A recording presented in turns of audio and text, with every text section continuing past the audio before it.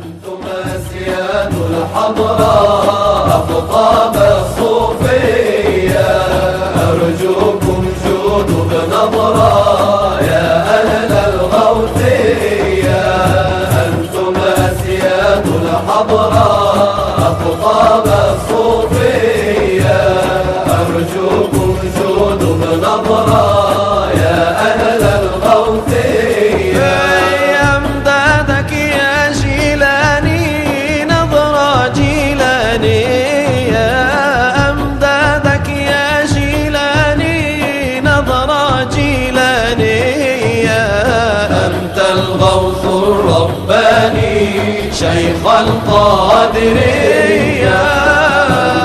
أسياد الحضراء أقطاب الصوفية أرجوكم جودوا بنظرة يا أهل الغوثية أمدادك يا رفاعي نظرة رفاعي يا أمدادك يا رفاعي نظرة رفاعي يا شيخي ابو العرج راعي أحباب الصوفية أنتم أسياد الحضراء أقطاب الصوفية أرجوكم جودوا بنظرة يا أهل الغوثية இமாம் கஸ்ஸாலி ரலியல்லாஹு தஆலா அன்ஹு அன்னவர்களுடைய புனிதமான தர்கா ஷரீஃப். இமாம் கஸ்ஸாலி நாயகம் ரலியல்லாஹு அன்ஹு அவங்க வந்து ஈரான் நாட்டில் மஷ்ஹத் என்று சொல்லக்கூடிய ஒரு ஊர், அந்த ஊருக்கு பக்கத்தில் தூஸ் என்று சொல்லக்கூடிய ஒரு கிராமத்தில் தான் இவங்க பிறந்திருக்கிறாங்க. ஹிஜ்ரி 450 ரபியுல் ஆஹிர் பிறை 27 செய்தினா இமாம் கஸ்ஸாலி ரலியல்லாஹு தஆலா அன்ஹு அவர்கள் பிறக்கிறாங்க. இவங்களோட பேர் ஒரிஜினல் பேர் வந்து முஹம்மத் என்பது தான் இவங்களுடைய ஒரிஜினல் பேர். இவங்களுக்கு ஒரு பட்ட பேர் சொல்லுவாங்க அபு ஹாமித். அபு ஹாமித்னு சொல்றதுக்குரிய காரணம் என்னன்னு சொன்னால், இவங்களுக்கு சின்ன ஒரு மகன் வந்து சின்ன வயசுல வந்து மரணித்துட்டாங்க, வஃபாத் ஆயிட்டாங்க. அவங்களோட பேர் ஹாமித். அதனால அந்த மகனுடைய பெயரை மையமாக வச்சு அபு ஹாமித்னு சொல்லி இவங்களை அழைக்கிறாங்க. அதே சமயத்துல இவங்களுக்கு கஸ்ஸாலி, இந்த கஸ்ஸாலி என்ற பெயர் தான் எல்லா இடத்துலையும் மிகவும் பிரபலியம் ஃபேமஸான பெயர் வந்து கஸ்ஸாலி என்று சொல்லக்கூடியது. இந்த கஸ்ஸாலி என்றது வந்து இவங்களோட வாப்பாட தொழில், அதாவது பருத்தியிலிருந்து இந்த நூல் எடுக்கிற தொழில் தான் அவங்க செஞ்சாங்க. அதனால அதுக்கு அரபுல கஸ்ஸான்னு சொல்லி சொல்லுவாங்க. அந்த கஸ்ஸால், இந்த கஸ்ஸாலி என்பது அதிலிருந்து வந்ததுதான். இவங்களுக்கு அந்த வாப்பாட தொழிலை வச்சு இவங்களோட பேருக்கு அடைமொழியாக கஸ்ஸாலி என்று சொல்லப்படுகிறது. இவங்களுக்கு ஒரு தம்பி ஒன்று இருந்தாங்க, அந்த தம்பியோட பேர் அஹ்மத். இவங்களோட பேர் முஹம்மத், தம்பியோட பேரு அஹ்மது. இமாம் கஸ்ஸாலி ரலியல்லாஹு தஆலா அன்ஹு அவர்கள் வந்து ஷாஃபி மதுஹபை வந்து பின்பற்றியவர்கள். அதே மாதிரி அஷ்அரியா அகீதாவில் வந்து அஷ்அரியா கொள்கையம் அவங்க கொண்டவங்களாக இருந்தாங்க. முதலாவதாக இவங்க படித்த இடம் வந்து பகதாதுல தான் படிச்சிருக்கிறாங்க. அதற்கு பின்னால வந்து நைசாபூர்ல, அதுக்கு பிறகு ஜுர்ஜான் என்று சொல்லக்கூடிய இடத்துலையும் இவங்க படிச்சிருக்கிறாங்க. நிசாமியா அரபு கல்லூரியில் வந்து இமாமுல் ஹரமை என்று அந்த காலத்தில் அழைச்ச ஒரு பெரிய இமாம் அந்த காலத்தில் ஓதி கொடுத்து கொண்டிருந்தாங்க. இமாமுல் ஹரமைன் அபுல் மஆலி அப்துல் மலிக் இப்னு அப்துல்லாஹ் இப்னு யூசுப் இப்னு முஹம்மது ஜுவைனி ஷாஃபிஇல் அஷ்அரி, இவர்களுக்கிட்ட வந்து நிசாமியா அரபு கல்லூரி. நாங்கள் இன்ஷா அல்லாஹ் அந்த நிசாமியா அரபு கல்லூரியையும் பார்க்க போவோம். அங்கே ஹவுஸ் நாயகம், இமாம் கஸ்ஸாலி நாயகம் எல்லாரும் ஓதின இடம் தான் அந்த இடம். அந்த இடத்துல இவங்க ஓதி போட்டுட்டு 34வது வயசுலேயே ஈராக் நாட்டில் இருக்கக்கூடிய இந்த நிசாமியா மதரசால வந்து 4 வருஷங்கள் கல்வி படிச்சாங்க. இந்த நிசாமியால 4 வருஷம் இவங்க படிச்சு இருக்கிறாங்க.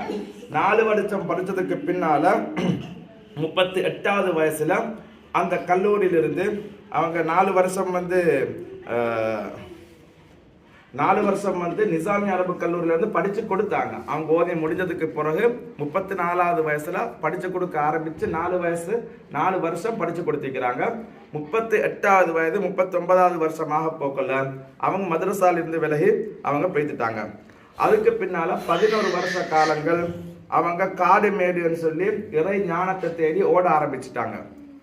அதுக்கு முன்னாலே எல்லாம் மக்களுக்கு படிச்சு கொடுக்கிறதும், அதே மாதிரி கல்வி ஞானங்களை போதிக்கிறதும், நிறைய கிதாபுகள் எழுதுறதும் இப்படி இருந்த கஸ்ஸாலி இமாம் கஸ்ஸாலி இமாமுடைய அறிவை பார்த்து அன்றைய காலத்துல இவங்க ஓதி கொடுத்த 4 வருஷம் இருக்குது.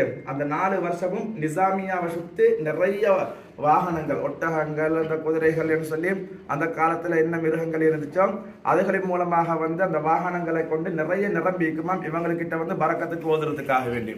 அந்த அளவு அந்த 4 வருஷம் இருந்திருக்கு. அது என்ன காரணம் என்று சொன்னா, இவங்களோட தம்பி ஒருத்தர் இருந்தாங்க, அஹ்மத் என்று சொல்லக்கூடிய தம்பி.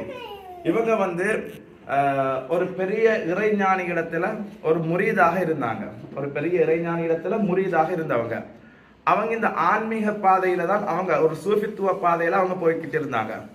அப்படி போய்கிட்டு இருக்கின்ற பொழுது ஒரு நாள் வந்து அந்த ஊரில் இருக்கக்கூடிய மக்கள் சொன்னாங்க, நானா பள்ளியில தொழுவிச்சாங்கன்னு சொன்னா, முஹம்மத் இமாம் கஸ்ஸாலி ரலியல்லாஹு அன்ஹு அவர்கள் தொழுவிச்சாங்கன்னு சொன்னா தம்பி பின்னுக்கு இருந்து தொழுகிறார் இல்ல என்ற ஒரு குற்றச்சாட்டு உம்மா கிட்ட போய் சொல்லிக்கிறாங்க. அப்ப உம்மா கூப்பிட்டு விசாரித்த நேரத்துல இமாம் கஸ்ஸாலி ரலியல்லாஹு அன்ஹு அவர்கள் சொன்னாங்க, உம்மா இந்த மாதிரி தம்பி தொழுகிறாங்க இல்ல, என்ன பின்னுக்கு ஊராக்கள் எல்லாம் கேட்கிறாங்க, நான் என்ன பதில் சொல்றது?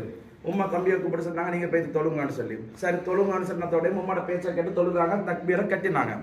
கட்டினதோட உடனே கொஞ்ச நேரத்துல ஓடி வந்துட்டாங்க தக்பீரை விட்டுட்டு. இது இன்னும் பிரச்சனையா போச்சு.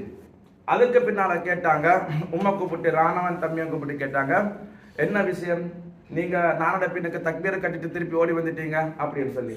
அப்ப தம்பி சொன்னாரு, நானா தொழுகையில இருக்க போக்கல என்ன நினைச்சு கொண்டிருந்தாரு அதை கொஞ்சம் சொல்ல சொல்லுங்க. அப்ப இமாம் கஸ்ஸாலி நாயகம் சொன்னாங்க, பெண்களுடைய மாத விஷயங்கள் சம்பந்தமான சில சட்டங்களை வந்து நான் தொழுகையில நினைச்சேன். அப்ப தம்பி சொன்னாரு, அவர் நினைச்சதுனால எனக்கு அந்த தொழுகை என்ன செய்யாது, எனக்கு கூடாது. அல்லாஹ் அல்லாத ஒன்றை நினைச்சேன்னு சொன்னா எனக்கு அது கூடாது. அதனால நான் அவருக்கு பின்னால தொழ மாட்டேன்னு சொல்லி ஓடி வந்துட்டாங்க. இப்ப இமாம் கஸ்ஸாலி ரலியல்லாஹு அன்ஹு அவர்கள் யோசிச்சாங்க, நான் இவ்வளவு கிதாபுகள் எழுதிக்கிறேன், இவ்வளவு நிறைய விஷயங்கள் எல்லாம் படிச்சிருக்கிறேன், ஆனா இந்த அறிவு ஒரு மனிதனுடைய கல்வில நினைக்கிற விஷயத்த இவர் புரிஞ்சு கொள்றாருன்னா இவர் என்ன கல்வியை படிக்கிறாரு என்றதை அவங்க அப்பதான் யோசிச்சாங்க. தம்பியை கூப்பிட்டு கேட்டாங்களா, நீ எங்க போற, என்ன செய்யற, ஏதுன்னு சொல்லி.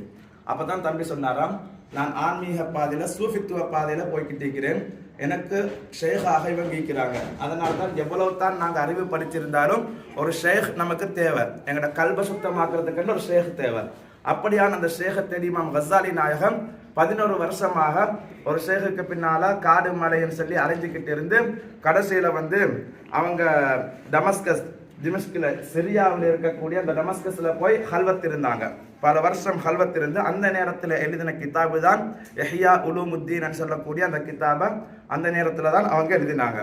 அப்படி எழுதி முடிச்சதுக்கு பின்னால அவர்கள் அன்றைய காலத்திலிருந்து சூஃபித்துவ பாதையில நிறைய இறைவன் சம்பந்தப்பட்ட நிறைய விஷயங்களை வந்து எழுதி கொண்டே போனாங்க. அவங்களோட இஹ்யா உலூமுத்தீன் ஒவ்வொரு பாட்டா இருக்கும். அந்த பாட்டில் வந்து தமிழுக்கும் மொழிபெயர்த்திருப்பாங்க. அல்லாமா அப்துல் வஹாப் பாக்கவின்னு சொல்லக்கூடியவங்க, இந்தியாவில் இருக்கக்கூடியவங்க, அதுல ஒவ்வொரு பாட்டாக எழுதியிருப்பாங்க. நிறைய இறைஞான விஷயங்களும் அந்த இஹ்யா உலூமுத்தீன்ல தான் சொல்லப்பட்டு இருக்குது. இவங்க வந்து ஹிஜ்ரி 505 ஆண்டு பிறை 15 வந்து 55 வயசுல இமாம் கஸ்ஸாலி ரலியல்லாஹு தஆலா அன்ஹு அவர்கள் வஃபாத்தாகி இருக்கிறாங்க. இவங்களோட விஷயத்துல ஒரு கடைசியாக ஒரு விஷயத்தை சொல்லி முடிச்சு கொள்றேன், இது எங்களுக்கு பாடம் என்பதற்காக வேண்டி.